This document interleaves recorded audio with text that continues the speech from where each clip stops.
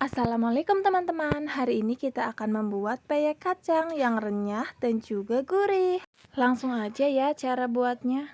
Pertama kita siapkan 12 sendok makan tepung beras, kemudian sekitar 3 genggam kacang tanah, kemudian 1 sendok makan tepung tapioka, dan juga 1 sendok makan tepung maizena. Untuk tepung maizenanya opsional ya. Dan ada bumbunya 1 sendok teh masako atau penyedap rasa, setengah sendok teh lada, dan seperempat sendok teh soda kue. Kemudian santan kenalnya aku pakai 3 sendok makan aja ya. Kemudian ada bumbu yang dihaluskan, 1 siung bawang putih, 2 butir kemiri, 2 sendok teh ketumbar, kemudian 1 ruas jari kencur, dan setengah ruas kunyit ya teman-teman, dan juga sedikit garam. Nah, ini bumbunya sudah halus. Sekarang kita ke tepung beras. Tepung berasnya kita tambahkan tepung tapioka dan juga tepung maizenanya.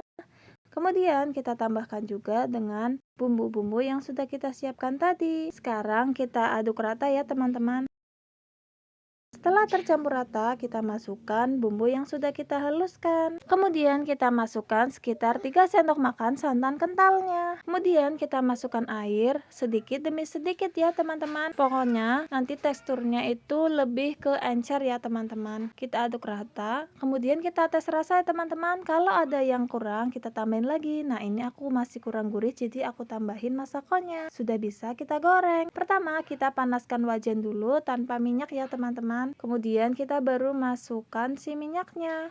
Goreng di minyak panas api sedang. Nah, ini kacangnya sudah aku masukkan ke adonannya. Setelah minyaknya panas, kita taruh di pinggiran wajan seperti ini ya. Nanti kalau sudah agak mengering, disenggol dengan sodet atau susuk, nanti bisa jatuh teman-teman. Nah, kita siram-siram gini. Setelah agak kering, kita bisa dorong si peyeknya supaya semuanya matang merata. Nah, sekarang kita geser dari pinggir wajan ke tengah wajan ya teman-teman, seperti ini. Nah, tipsnya itu katanya kalau sebelum goreng, jadi tuh wajannya sebelum dikasih minyak nyalain dulu kompornya biar wajannya panas tanpa minyak dulu, baru kita masukin si minyaknya. Tapi kalau kalian memang punya wajan yang emang anti lengket, yang licin, kayaknya nggak perlu kayak gitu pun emang udah licin kayak wajan aku yang satunya. Nah, setelah matang sempurna dan kuning kecoklatan, sudah bisa kita angkat. Ini dia hasilnya teman-teman. Ini rasanya renyah banget. Pokoknya kalian harus cobain resep ini ya.